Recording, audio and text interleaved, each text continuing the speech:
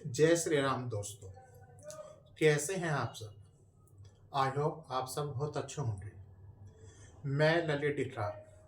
मैं फिर से आ गया हूँ आपकी इकोनॉमिक्स स्पेशल क्लासेस लेके।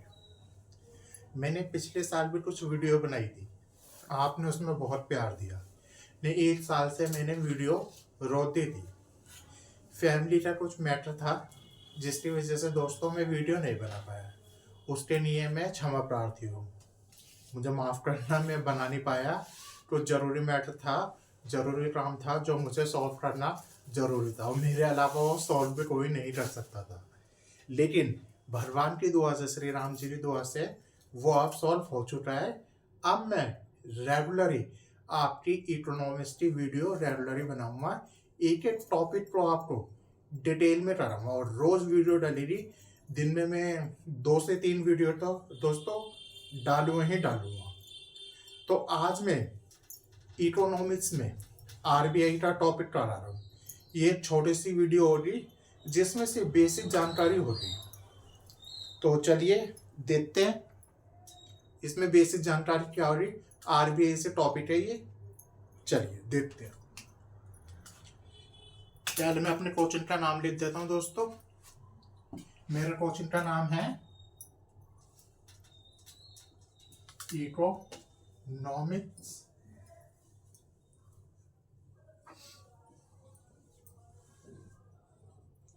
Special classes.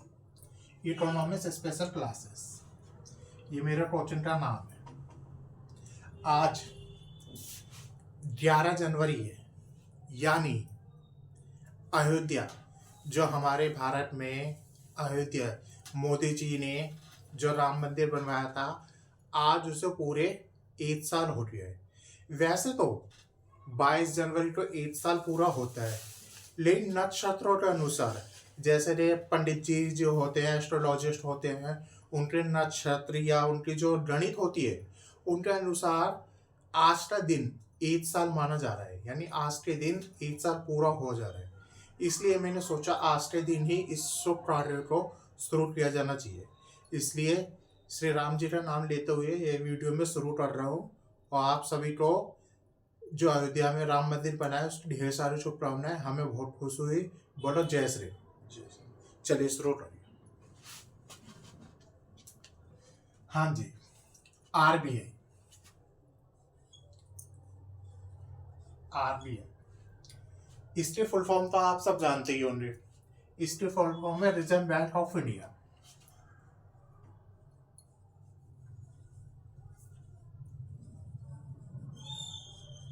Reserve bank of India.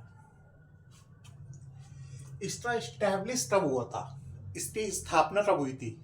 सबसे पहले हमें यह जानना जरूरी है इसकी स्थापना कब हुई थी। इसकी स्थापना हुई थी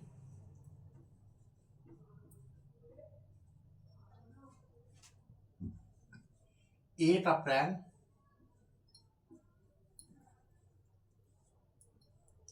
1935। 1 अप्रैल 1935 को। इंग्लिश में भी लिख देता हूं मैं। 1 अप्रैल 1935 को। आरबीआई एक्ट 1934 के अकॉर्डिंग, आरबीआई एक्ट 1934 के अधीन, यानी 1 साल पहले 1934 के अधीन इस एक्ट को रखा गया था। इसकी स्थापना हुई थी 1 अप्रैल 1935 को।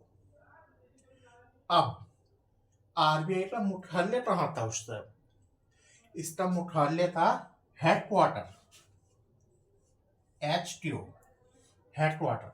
इसका मुख्यालय था उस टाइम कोलकाता में।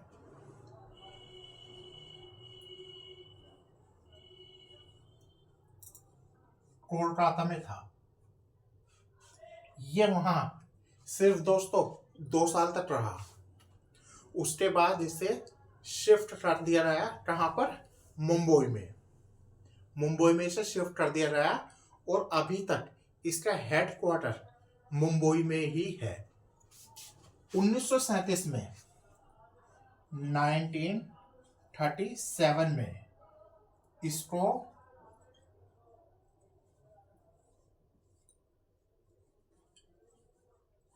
मुंबई में शिफ्ट कर दिया गया, शिफ्ट कर दिया गया। इतना समझ रहे हैं दोस्तों। आरबीआई का full name reserve bank of India. ये बिल्कुल बेसिक से करा रहा हूँ, इसके 8-10 वीडियो और बनेगी जो मैं जल्दी लेके आऊंगा। शायद आज 1-2 वीडियो आज डाल दो, नहीं तो कल कर दूंगा मैं। रिजर्व बैंक ऑफ इंडिया, इसकी स्थापना हुई थी 1 अप्रैल 1935 को और 1937 को इसका जो मुख्यालय है, हेडक्वार्टर, वो मुंबई में शिफ्ट कर दिया गया। पहले इसका मुख्यालय हेडक्वार्टर कोलकाता था। चलिए अब आगे बढ़ते हैं।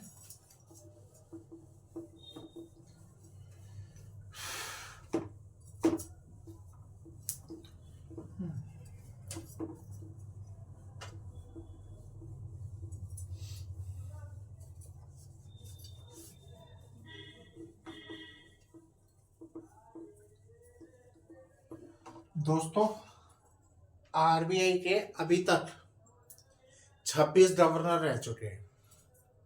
कितने? 26, 26 गवर्नर रह चुके हैं। इस टाइम जो चल रहे हैं वो 26वें गवर्नर चल रहे हैं। और 26वें गवर्नर कौन है? अभी आए हैं जनवरी 2025 में। वो है संजय मल्होत्रा जी। इससे पहले थे सत्यकांत दास। चलिए थोड़ा डिटेल में देखते हैं इनके शुरुआत से। आरबीआई के पहले गवर्नर, उनका नाम था सर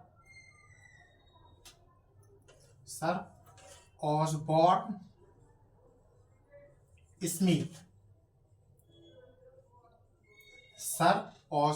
स्मिथ।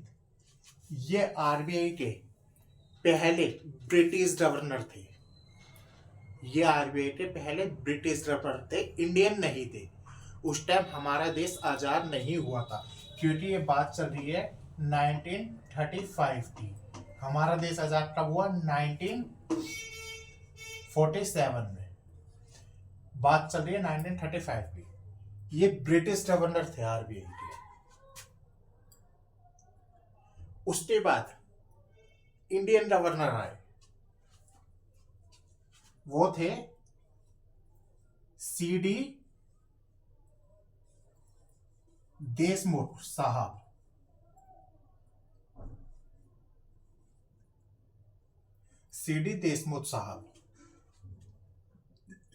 ये आरबीआई के इंडियन गवर्नर थे, भारतीय गवर्नर थे आरबीआई के।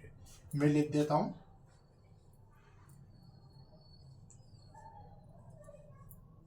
भारतीय गवर्नर।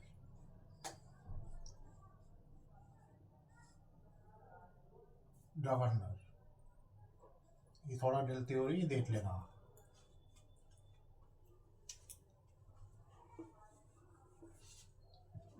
गवर्नर इंग्लिश में देते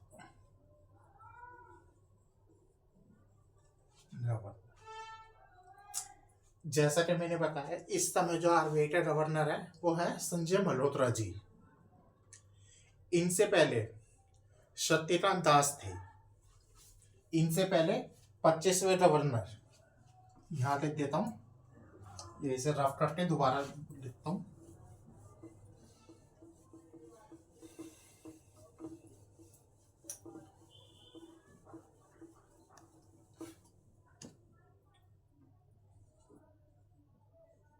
पच्चीसवें गवर्नर थे सत्यकांत दास साहब।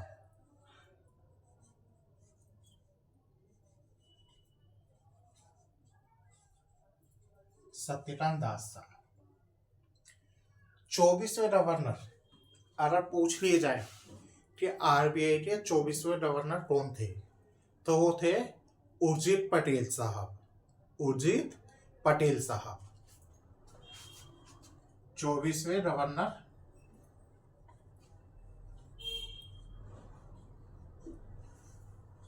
उर्जित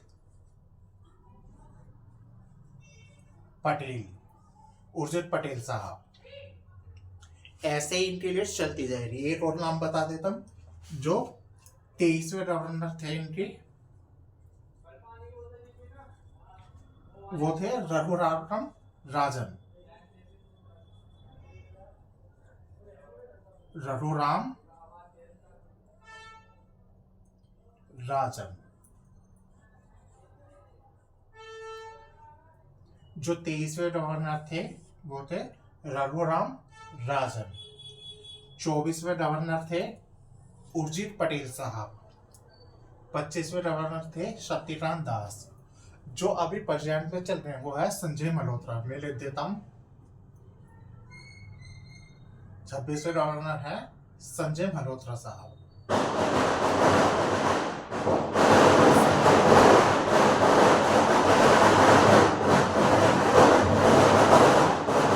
मल्होत्रा।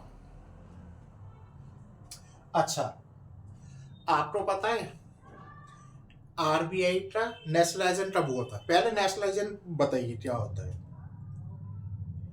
जब सरकार किसी प्राइवेट बैंक को अपने अंडर में ले ले, अपने कंट्रोल में ले ले, उसे कहते हैं नेशनलाइजेशन। तो आरबीआई का नेशनलाइजेशन हुआ था 1 जनवरी 1949 को, 1 जनवरी 1949 को इसका नेशनलाइजेशन हुआ था, यानी राष्ट्रीयकरण।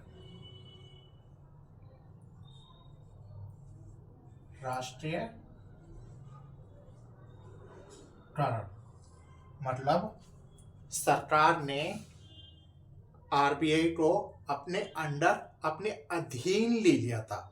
अब आरबीआई सरकार के अंडर काम कर रहा था, पहले नहीं था। नेशनलाइजेशन का मतलब होता है कि कोई भी प्राइवेट बैंक सरकार के अधीन हो जाए, सरकार के कंट्रोल में हो जाए, उसे कहते हैं नेशनलाइजेशन, यानी राष्ट्रीयकरण। तो दोस्तों, आज के लिए इतना ही। ये आज मेरी पहली वीडियो थी, इसलिए मैंने शॉर्ट वीडियो बनाई है। आई होप आपको अच्छा लगा होगा। तो अगर आप चैनल पे नए हैं तो चैनल को सब्सक्राइब कीजिए, लाइक कीजिए, शेयर कीजिए, और अच्छी लगी हो तो अपने दोस्तों के साथ शेयर कीजिए। Thank you so very much.